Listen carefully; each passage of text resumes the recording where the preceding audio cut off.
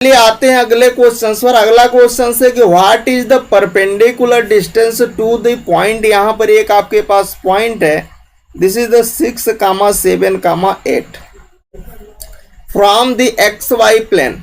अच्छा, X Y plane में अभी हमने बताया था कि जो मैग्नीट्यूड ऑफ जेड होगा वो किसको बताएगा, एक्स वाई प्लेन को ही तो बताएगा। अच्छा, मैग्नीट्यूड ऑफ जेड जो होता है वो डिस्टेंस को ही बताता है। और कैसे, देखिए यहाँ पर आप बात को समझिएगा कि अगर ये एक्स एक या आपके पास कुछ ऐसे, ये एक्स एक्सिस इसको आप बोल रहे हो, ये आपका वाई एक्सिस है और ये आपका जेड एक्सिस है, ठीक है, ऐसा है। तो और ये तीनों के ही तीनों एक दूसरे पे कैसे होते हैं, परपेंडिकुलर होते हैं, 90 एंगल पर होते हैं। इन्होंने कहा कि व्हाट इज द परपेंडिकुलर, यहाँ पर एक पॉइंट ए है और किस प्लेन पर बोल रहा है, एक्स वाई प्लेन पर। तो एक्स वाई प्लेन पर भैया देखो कौन सा प्लेन एक्सिस परपेंडिकुलर है, तो आपने देखा भैया जेड एक्सिस परपेंडिकुलर है। और मैग्नीट्यूड ऑफ जेड जो होता है वो डिस्टेंस को ही रिप्रेजेंट करता है। इसका मतलब यहाँ पर जो आपके पास परपेंडिकुलर डिस्टेंस होगा वो क्या होगा, हम बोल सकते हैं कि द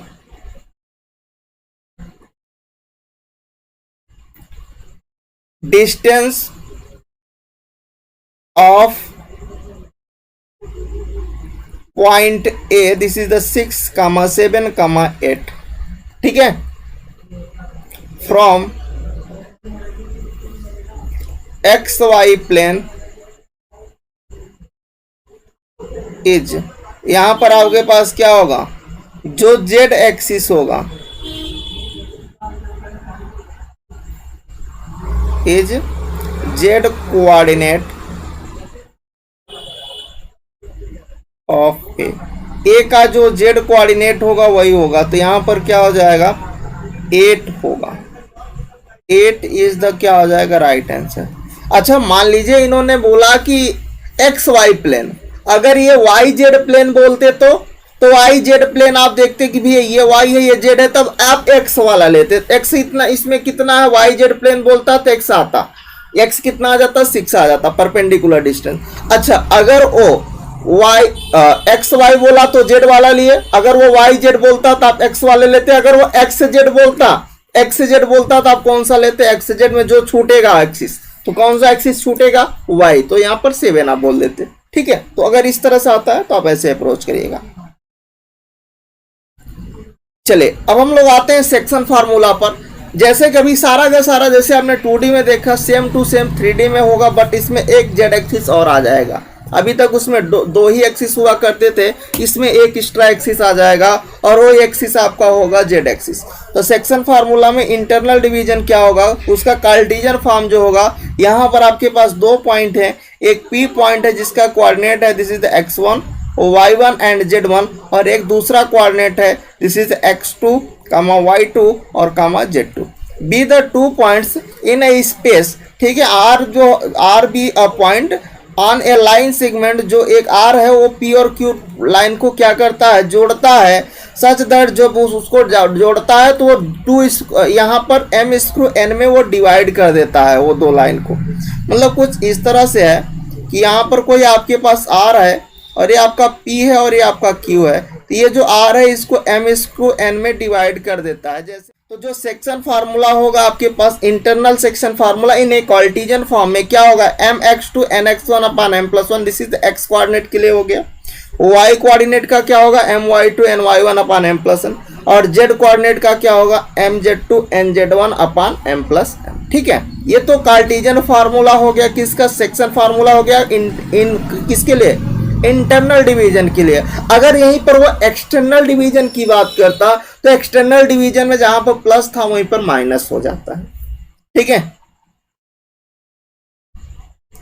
अच्छा, सेक्शन फार्मूला हम लोग एक्सटर्नल डिवीजन का देखते हैं, किसके लिए, कार्टेशियन फॉर्म के लिए पहले देखते हैं। तो वहां पर क्या होता है, ये जो m और n है दोनों इक्वल नहीं होते हैं, ठीक है, आप ध्यान रखिएगा। तो mx2 माइनस nx1 ये x कोऑर्डिनेट का हो गया, ये y कोऑर्डिनेट का हो गया my2 माइनस ny1 अपन m माइनस n, ठीक है। फिर mz2 minus nz1 this is z coordinate, ठीक। ये दोनों समझ में आ गया, सेक्शन फार्मूला इंटरनल डिवीजन और एक्सटर्नल डिवीजन। अच्छा, मान लीजिए वो वेक्टर फॉर्म में हो, तो ये तो कार्टेशियन फॉर्म में था, एक्स वाई जेड के फॉर्म में था, तो हमने ये फार्मूला लगाया। अगर वो वेक्टर फॉर्म में गिवन हो तो कैसा करें, तो सेक्शन फार्मूला अगर वेक्टर फॉर्म में है तो क्या होगा कि लेट ए एंड बी, आपके पास कोई दो पॉइंट है विथ द पोजीशन वेक्टर जिसके हैं ए एंड बी, ठीक है, उन दोनों के ए और बी दो पॉइंट है जिसके पोजीशन वेक्टर क्या है, A vector and B vector respectively, and C भी द पॉइंट, सी एक ऐसा पॉइंट है जो ए बी को कैसा डिवाइड कर रहा है, इंटरनली डिवाइड कर रहा है, और किस रेशियो में उसको डिवाइड कर रहा है, एम स्क्रू एन के रेशियो में डिवाइड करता है। जो फार्मूला बनेगा ओसी वेक्टर का, पोजीशन वेक्टर ऑफ सी क्या होगा, ओसी वेक्टर होगा ना, तो क्या होगा, M B plus N A upon M plus N, जहां पर ए और बी दोनों के ही दोनों कैसे थे, दोनों के ही दोनों वेक्टर थे, ठीक है, पोजीशन वेक्टर थे किसके, ए और बी के, ठीक है। तो मैंने यहाँ पर वेक्टर नहीं लिखा तो आप उसको समझिएगा वो वेक्टर है, ठीक है, ए और बी। तो यहां से क्या आएगा, क्योंकि दो वेक्टर का एडिशन अगर आप करते हो तो तीसरा वेक्टर ही निकलता है, ठीक है। और ओसी यहां पर जो ओसी वेक्टर लिखा है इसका सेंस किससे है कि पोजीशन वेक्टर ऑफ सी से है, ठीक है। चले यहां पर नेक्स्ट हम लोग देखते हैं, अगर वो अभी तो इंटरनल डिवाइड किया तो प्लस आ रहा था, अगर वो उसी को एक्सटर्नल डिवाइड कर दे, एक्सटर्नल डिवाइड करेगा तो आपके पास क्या होगा, माइनस आ जाएगा, M B minus N A upon M minus N, this is the OC vector, M B vector minus M और M B vector minus N A vector upon M minus N, ठीक है।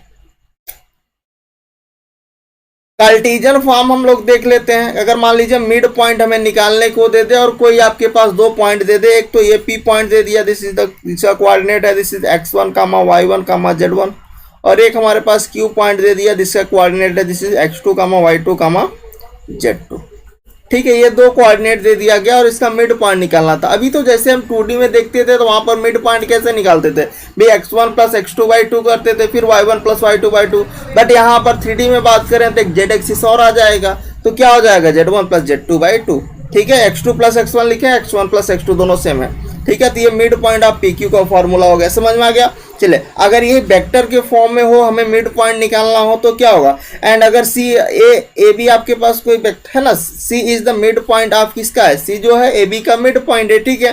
और A B को जो सी है mid point वो किस ratio में डिवाइड कर रहा है, 1:1, क्योंकि अगर वो देखिए मान लीजिए ये ए बी है, ये ए है, ये आपका बी है और ये सी है, और चूंकि हमें मिड पॉइंट देखना है तो इसका मतलब दोनों का रेशियो सेम होना चाहिए, 1:1 का रेशियो होगा तभी तो सेम होगा। तो अब देखिए सी जो है ए बी को मिड पॉइंट, ए बी को डिवाइड करता है और किस रेशियो में, 1:1 के रेशियो में डिवाइड करता है।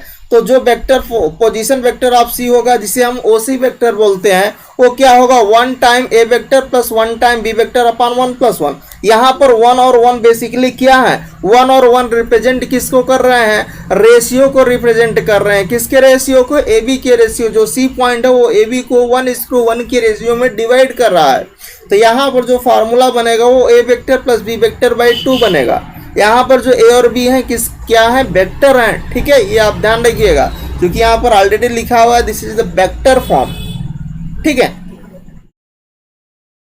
चलिए कार्टेशियन फॉर्म में थोड़ा सा आगे बात करते हैं। कार्टेशियन फॉर्म में कि अगर लेट आर हमारे पास क्या है, कोई मिड पॉइंट है, किसका, mid point of the segment joining, यहाँ पर एक पी पॉइंट है, दूसरा क्यू पॉइंट है और तीसरा आर पॉइंट है, represent of the vertices of किसी ट्रायंगल के वर्टिसेस को रिप्रेजेंट करते हैं। मान लीजिए कोई ट्रायंगल है, ये पी है, ये क्यू है और ये आर है, ठीक है। इसके 3 आपके पास क्या है, पॉइंट 3 पॉइंट है, एक पी क्यू आर, जिसके आपके पास कोऑर्डिनेट गिवन है, represent the vertices of a triangle, then the centroid अगर आपको निकालना है तो सेंट्रॉइड बीच में मिलेगा। तो यहाँ पर क्या होगा, 3 एक्सिस रहेंगे, x1 plus x2 plus x3 y3, y1 plus y2 plus y3 y3, फिर z1 plus z2 plus z3 y3। यहाँ 3 होना चाहिए भाई, देखो ये मिस्टेक लग रहा है मेरे, प्रिंटेड मिस्टेक है, इसको 3 करिएगा, x1 plus x2 plus x3 y3 plus y1 plus y2 plus y3 y3 और z1 plus z2 plus z3 y3, ठीक है, ये प्रिंटेड मिस्टेक है। अच्छा अगर इसी का मैं वेक्टर फॉर्म में देखूं तो